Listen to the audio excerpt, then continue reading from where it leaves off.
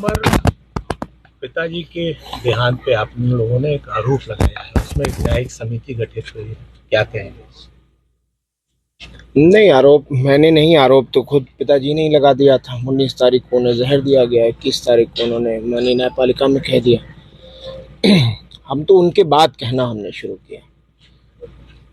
कोई व्यक्ति जो फिट हो बिल्कुल सेहत से, वो अचानक से खाना खाने के बाद बीमार हो गए और उनको महसूस हो गया, उन्होंने लिखित में दिया माननीय न्यायालयों में, और वही हुआ कि 26 तारीख को तबीयत इतनी बिगड़ गई, आउट ऑफ कंट्रोल, कि मूर्छित अवस्था में जब वो बेहोश होकर गिर गए तो उनको ले जाके मेडिकल कॉलेज बांदा में एडमिट किया और डॉक्टरों ने उन्हें गंभीर पाकर आईसीयू में एडमिट कर लिया।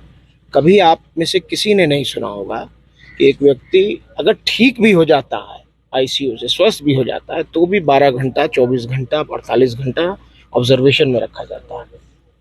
4 बजे भोर में 26 तारीख को आईसीयू में और 5 बजे शाम में बांदा की तन्हाई बैरिक में, जेल में। कहीं सोचा है किसी ने ऐसा हो सकता है? कुछ नहीं। तो इसलिए इल्ज़ाम तो जो हमने लगाए हैं वो तह बतह खुलते जा रहे हैं, तह बतह वो साबित होता जा रहा है। और एक दिन उन्होंने किसी तरह गुजारा है। 28 को मेरी उनसे वार्ता हुई, लगभग 4 बजे उनकी इंतकाल होने से 3 घंटा पहले या 2 घंटा पहले। आपका फोन जो एक वो सब वायरल है, सब जान रहा, देख ही रहे हैं सब लोग। और उसके बाद उनको बेहोश होकर गिर गए वो, और हार्ट फेल हो गया उनका, ये इन लोगों का कहना है। इसके पीछे एक गहरी साजिश है। हमने साफ कहा है कि ये स्वाभाविक मौत नहीं है, ये सुनियोजित हत्या है। अब्बास अंसारी से मिलने गए थे आप? जी, मिलने गए। कैसी रही? हमारे बड़े भाई हैं, विधायक हैं, जेल में बंद हैं, एडमिनिस्ट्रेटिव पावर है, डीएम को नहीं आने दिया गया, स्टेट चाहता ला सकता था, नहीं। इत्तेफाक था कि माननीय उच्चतम न्यायालय सुप्रीम कोर्ट बंद थी, वरना निश्चित रूप से वो यहाँ होते उस दिन, कि मुझे यकीन है अपनी न्यायपालिकाओं पर। लेकिन चलिए, नहीं आ पाए। अब आगे के लिए हम लोग प्रयास करेंगे। स्वस्थ हैं, ठीक हैं, बहुत ज़्यादा हिम्मत से हैं, कह रहे? बहुत साबिर हैं, बहुत सब्र कर रहे हैं। कहेंगे क्या यार, पुत्र के लिए पिता सब कुछ होता है भैया। आप खुद सोचो, आप भी किसी के पुत्र हो गए। अब हम दोनों भाइयों के बीच की बात है, मैं आपसे तो कतई नहीं बताऊंगा, बस इतना कह रहा हूँ कि बहुत मजबूत हैं, बहुत ठीक हैं, और रोज़ा रख रहे हैं, नमाज पढ़ रहे हैं, कुरान शरीफ पढ़ के तिलावत करके बख्श रहे हैं, उनके लिए दुआ कर रहे हैं। एक पुत्र अपने पिता के लिए कुछ कर नहीं सकता है, और हम दोनों भाई उनकी सेवा नहीं कर पाए। जीवन भर भी सेवा करते तो भी उनके लिए कुछ नहीं कर पाते, और अब तो हमारे पास बस यही मौका है कि जो रास्ता वो गरीब, मजलूम, बेसहारा, यतीमों को, कुचले लोगों को सताए जाने के लिए वो जो लड़ाई लड़ते थे, उनका आंसू पोंछते थे, उनकी मदद करते थे, अब वो रास्ता हमें हमारे लिए छोड़ गए हैं। हम उसी तरह गरीबों को लामबंद करके, एकजुट करके उनकी मदद करेंगे, उनके लिए खड़े रहेंगे। यही आशा और यही उम्मीद हमारे सीनों में है। उमर, एक सवाल छोटा सा है कि तमाम लोग आ रहे हैं, उनकी कब्र पे फातिहा पढ़ रहे हैं, वीडियो कॉल के जरिए लोग जी मुख्तार अंसारी का दर्शन कर रहे हैं। चलिए, सच तो बताया आपने कम से कम। जी, Qatar, Dubai, Mauritius, Singapore, South Africa, America, England, इतनी जगहों से तो लोग कॉल कर रहे हैं, और कई जगह दुबई से तो, कतर से तो लोग आ गए, आके मिट्टी दे रहे हैं और वो कर रहे हैं। और वो तो एक अलग बात है।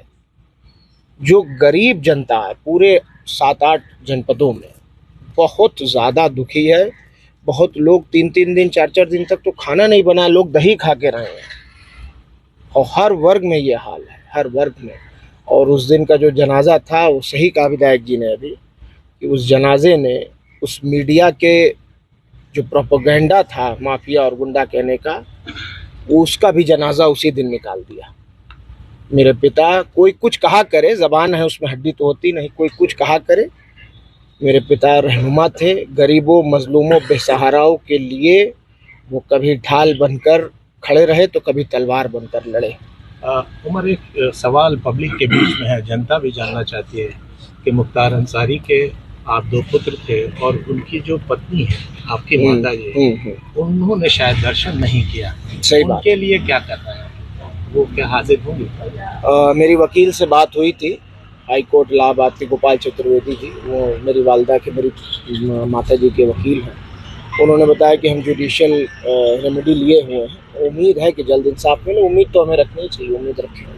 तमाम लोग दर्शन कर रहे हैं, आप भी चाहेंगे कि माँ जो है वो। अब जख्मों को मत खुरेदिए।